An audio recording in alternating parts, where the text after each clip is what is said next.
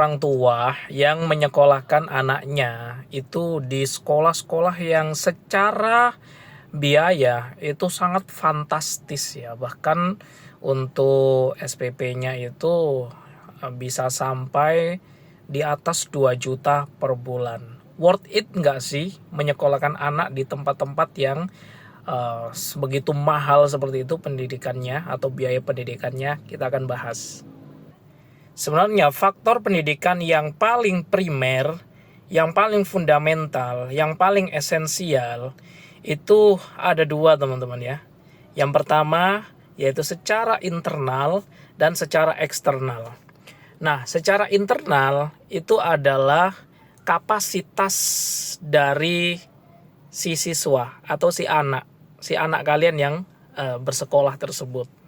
Tuh, sebagus apapun sekolahnya, sebagus apapun sarana prasarananya, sebagus apapun penunjangnya, semua komponen-komponen pendidikan itu dipenuhi dalam satu sekolah, tapi kapasitas internal anak itu terbatas. Ya mohon maaf, di bawah standar.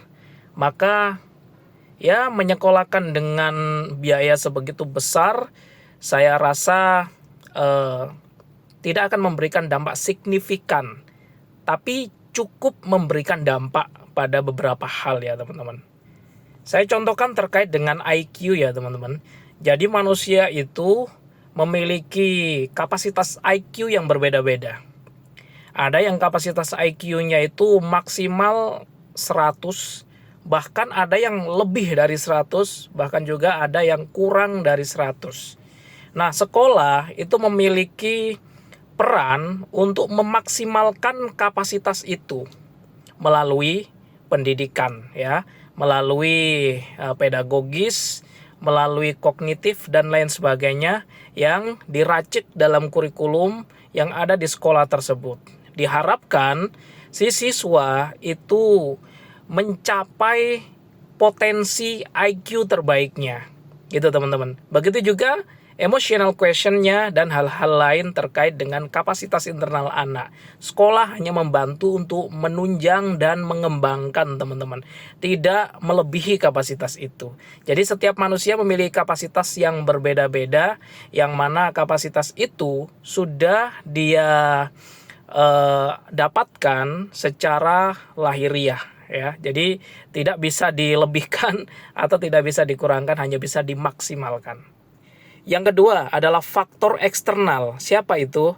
Dia adalah SDM atau guru yang ada di sekolahan tersebut.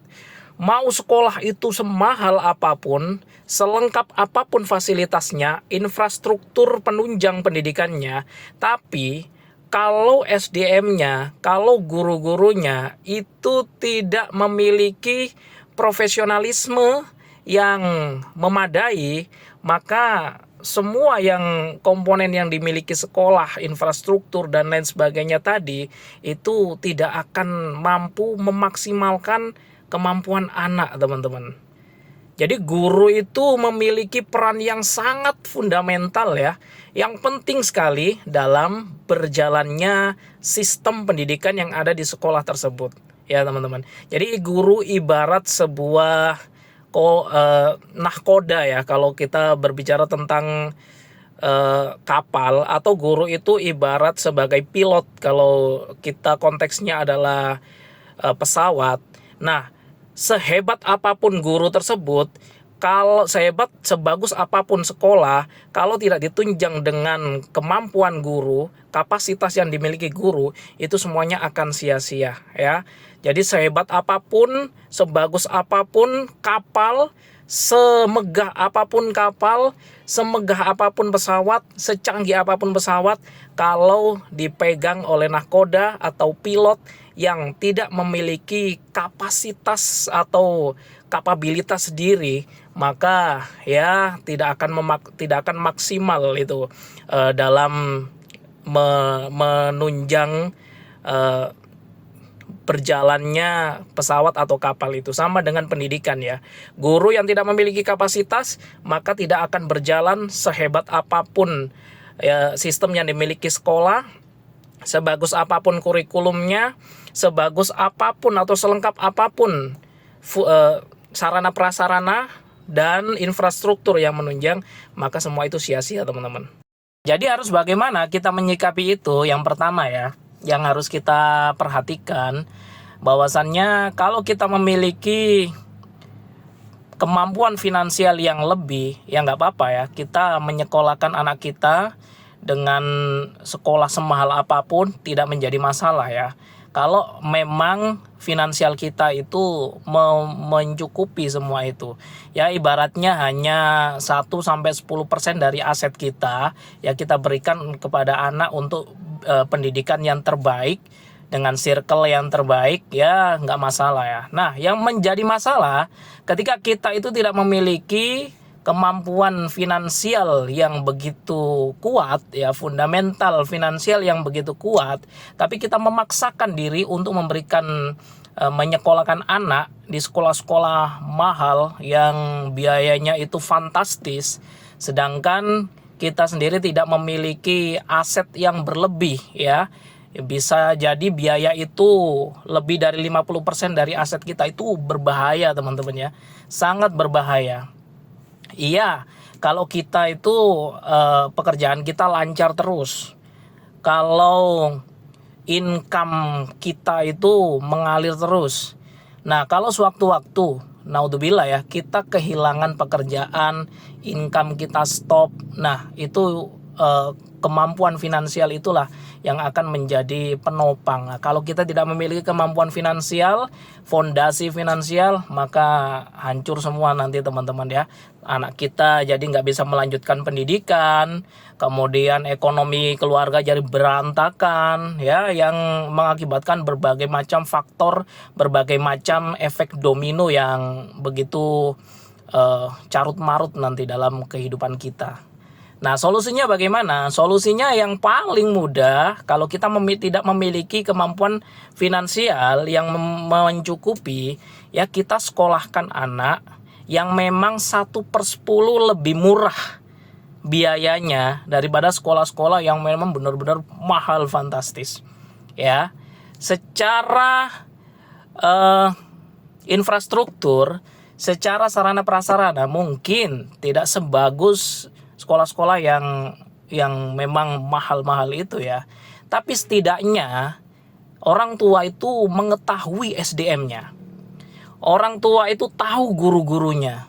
Orang tua itu tahu kapasitas guru-gurunya. Itu sudah lebih dari cukup teman-teman ya.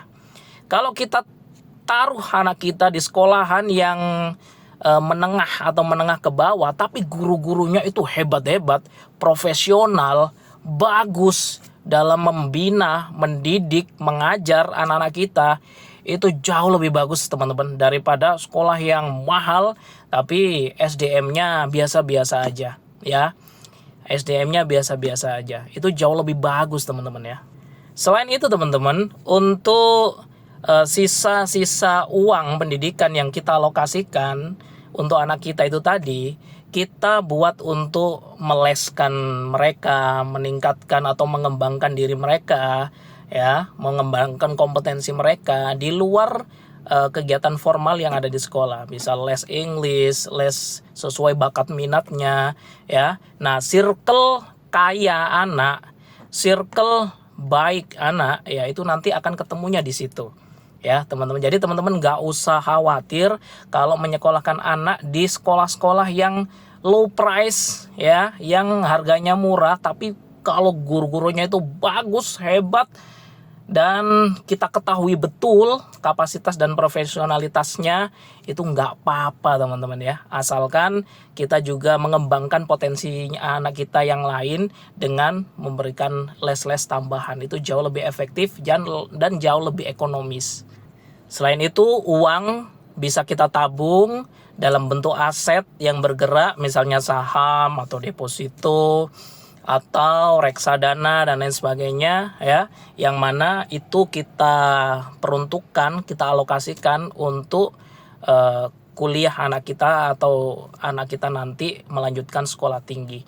Jadi itu jauh lebih efektif ketika perencanaan pendidikan anak kita itu memang kita rencanakan secara matang ya teman-teman. Jadi seperti itu. Nah, kalau kalian mau sharing pengalaman, langsung aja tulis di kolom komentar. Jangan lupa follow, like, comment.